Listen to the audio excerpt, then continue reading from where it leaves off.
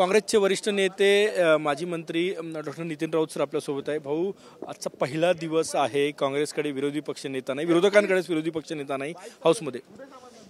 एक लक्षात घ्या, संख्या जरी आमची कमी असली आणि विरोधी पक्ष जरी मोठा नसला, याचा अर्थ या ठिकाणी सत्ता पक्षाला जेरीस धरता येत नाही अशातला भाग नाही आहे। मला आठवतं की संसदेमध्ये त्यावेळच्या काळामध्ये समाजवादी नेते असताना 3च लोक होते इंदिराजींच्या काळामध्ये, आणि त्यांनी आखी संसद त्या ठिकाणी हेलावून सोडलेली होती। तर असे प्रकार होत असतात। आज विरोधी पक्षामध्ये ताकदीचे नेते आहेत, संख्या जरी कमी असली तर निश्चितपणे या ठिकाणी आम्ही सत्ता पक्षांना जेरीस धरल्याशिवाय राहणार नाही। आज महाराष्ट्राची परिस्थिती अत्यंत बिकट आहे। कायदा व सुव्यवस्थेचे प्रश्न महाराष्ट्रात आवासून समोर आलेले आहेत।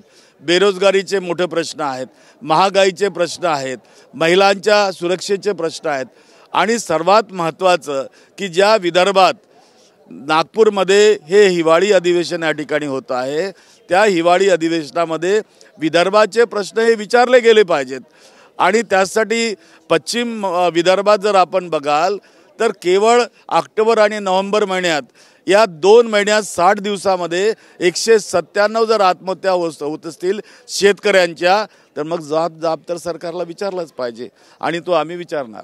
काल मंत्रिमंडळ विस्तार झाला, तुम्ही विरोधक म्हणून कसं बघता या विस्ताराकडे? अनेक दिग्गज नेते, सुधीर मुनगंटीवार आहे, छगन भुजबळ आहे, मंत्रिमंडळात नाही। या ठिकाणी मंत्रिमंडळाचा विस्तार करणं हा त्यांचा अधिकार आहे, परंतु अधिवेशन आज होत असताना मंत्र्यांची खाती त्या ठिकाणी वाटली गेलेली नाहीत। मग आज जेव्हा विधानसभेचं हे अधिवेशन पहिल्या दिवसाला सुरू होत आहे, उत्तरं कोण देणार प्रश्नाला? तर उत्तरं काय केवळ मुख्यमंत्री आणि उपमुख्यमंत्री देणार आहेत, की ज्या खात्याची उत्तरं आहेत त्या खात्याची उत्तरं त्या खात्याचा मंत्री देणार? अजूनही नियोजन या ठिकाणी नाही। मग यावरूनच आपण लक्षात घ्या की सत्ता पक्षामध्ये काय चाललेलं आहे। विरोधी पक्ष नेते पदाचा प्रस्ताव तुमच्याकडनं दिला जाणार आहे का, आणि तो 3 पैकी कुठल्या पक्षाचा असेल, आणि काय चर्चा? आता आमच्या पक्षाची महाविकास आघाडीची बैठक या ठिकाणी होऊ घातली आहे।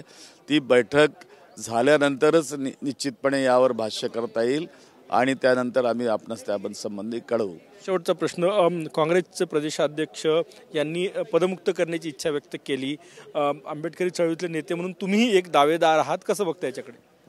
मला कल्पना नाही, त्यांनी या ठिकाणी राजीनामा दिला, ही बातमी मी टीव्हीवरनच बघितलेली आहे। शेवटी हा निर्णय घेण्याचा अधिकार आमच्या पक्षाच्या हायकमांडला आहे। तो जे निर्णय घेतील त्याला आमची संमती राहणार आहे। खूप खूप धन्यवाद। कॅमेरामॅन सचिन सायमसह गजानन वाटे, TV9 मराठी, नागपूर।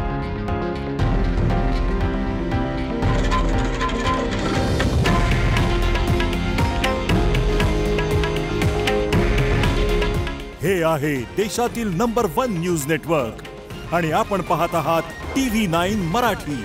काळजी तुमची, हित महाराष्ट्राचं।